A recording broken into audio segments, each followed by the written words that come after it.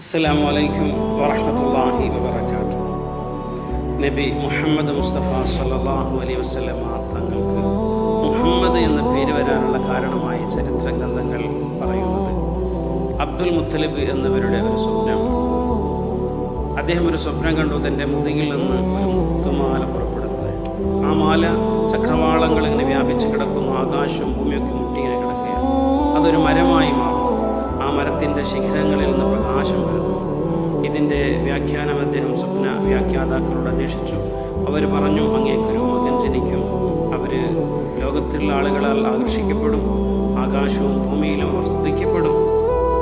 ഇങ്ങനെയുള്ളൊരു സ്വപ്നം കണ്ടു. അതിൻ്റെ അടിസ്ഥാനത്തിലാണ് മുഹമ്മദ് എന്ന നാമം നിബിതങ്ങൾക്ക് നൽകപ്പെട്ടത്. അന്ന് വരെ അറബിയുടെ പേരുകളിൽ അത്തരമൊരു പേരുണ്ടായിരുന്നില്ല. മുഹമ്മദ് മുസ്തഫ സല്ലല്ലാഹു അലൈഹി വസല്ലം തങ്ങൾക്ക് മുഹമ്മദ് എന്ന പേര് വരാനുള്ള കാരണങ്ങളിൽ ഒരു കാരണമായി ഇസ്ലാമിക ചരിത്ര ഗ്രന്ഥങ്ങൾ പറയുന്നത് ഒരു കാരണമാണിത്.